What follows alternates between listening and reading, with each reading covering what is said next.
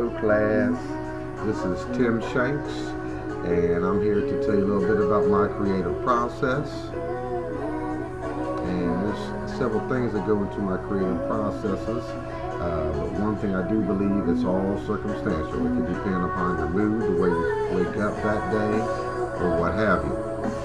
And one creative process that I do have towards the medium of drawing or painting or anything of that fashion, I usually grab my image or my picture and I study it, and after that sometimes I print it out and make it a little bit bigger so I can get my proportioning correct, and then I'll sit there and stare at it for a while and compute it in my memory bank so I don't have to consistently look at it while I'm drawing, so I can just go with the flow.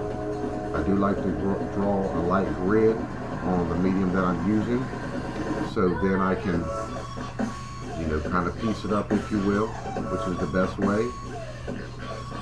And at the same time, I'll do some light stretching and really stretch my writing arm out, which is my left arm, and then I let the artistic ability take over.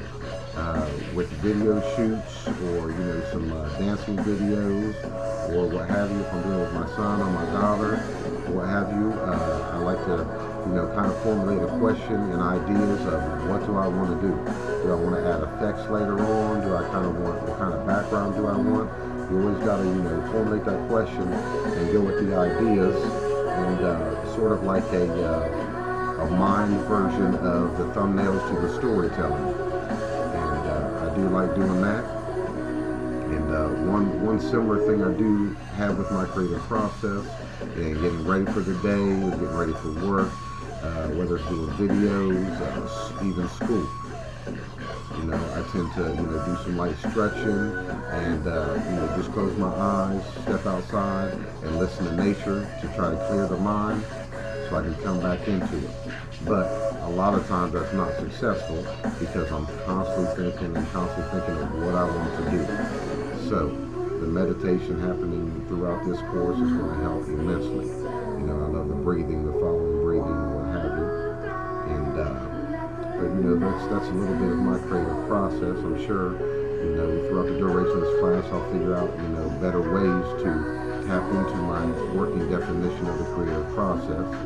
But once again, I still believe that it is circumstantial, and depending upon the mood or what have you. But I tend to like to do the same type of things over again with the creative process. I always like to formulate that question of what do I want to do, and then from there, I just kind of start grabbing the ideas that come in, sort of like that bubble effect, and then it all branches out everywhere, and then I just grab them, all that fun jazz, and then once I'm done doing what I'm doing, if I've obtained my goal, that's a good creative process at the beginning. If I have not obtained my goal, I like to step backwards and analyze what did I do that did not prepare me for this art. There's so many different kinds of art out there, so it just depends upon what you're doing in that creative process. That didn't make any sense. You know what just happened? Let me show you. This little block here, called a creative block.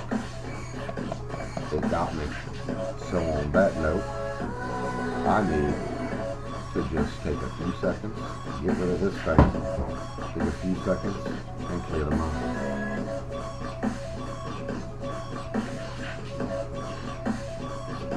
Okay, mine was still 1 mile a minute, but that's a little touch base on my creative process. And once again, I would love some feedback to maybe tap into a different type of creative process that's circumstantial. And I'll see you next time. And thanks for getting through this definition of my personal creative process. Good night.